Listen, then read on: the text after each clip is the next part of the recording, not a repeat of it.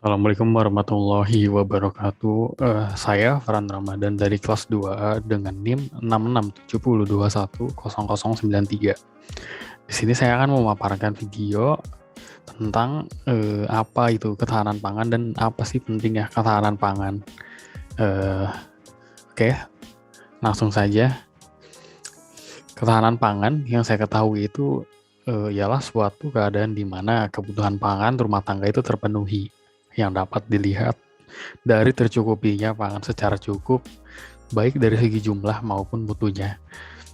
Lalu, hal ini juga dijelaskan dalam Peraturan Pemerintah Nomor 20 Tahun 2006 tentang irigasi ketahanan pangan, diwujudkan melalui keberlanjutan sistem irigasi, melalui pengembangan hingga operasi, dan pemeliharaan jaringan irigasi. Sementara itu, WHO menyatakan bahwa ketahanan pangan itu merupakan bahwa semua orang pada saat yang sama dapat memiliki akses terhadap pangan yang cukup, bergizi, dan aman untuk menjalani hidup yang aktif dan sehat. Selanjutnya, mengapa sih ketahanan pangan itu penting? Nah, pangan itu merupakan sesuatu yang sangat penting dan sangat mempengaruhi kehidupan suatu bangsa, sehingga suatu negara harus dapat memenuhi kebutuhan pangannya agar dapat memenuhi kebutuhan masyarakatnya. Suatu bangsa atau negara dikatakan berhasil atau sejahtera apabila dapat memuaskan kebutuhannya. Nah, kebutuhan makanannya itu yang jadi contohnya. Ya, memang yang di sini yang dibahas yaitu adalah pangan, kebutuhan pangannya. Lalu hal ini juga menjadikan ketahanan pangan sebagai aspek penting karena terkait dengan berbagai aspek stabilitas lainnya seperti stabilitas sosial, ekonomi, dan lain-lain. Nah, berikutnya saya akan menampilkan video bagaimana aksi yang saya lakukan bersama teman saya dalam ketahanan pangan.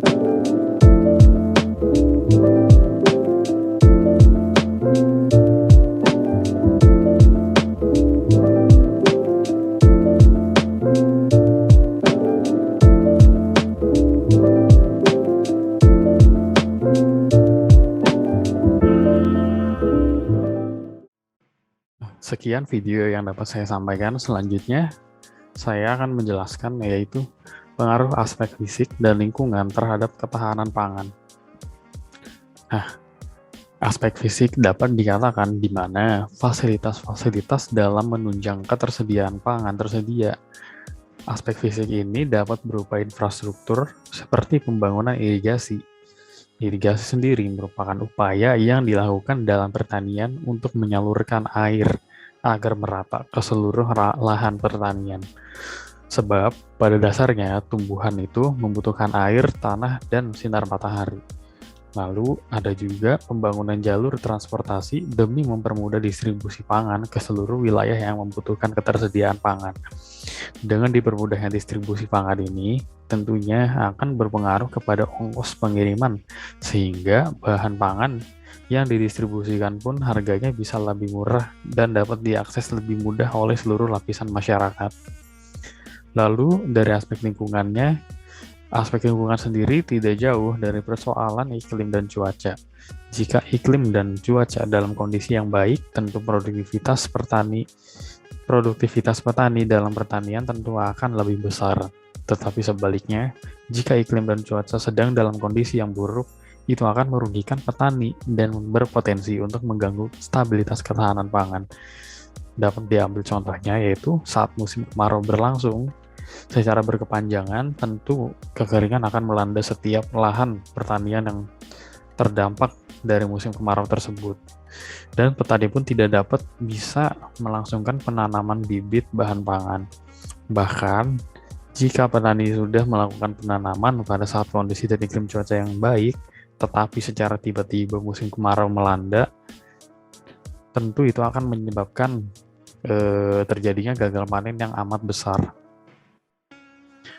Selanjutnya ada paparan atau penjelasan mengenai saran dan rekomendasi untuk meningkatkan ketahanan pangan di bidang ketersediaan pangan.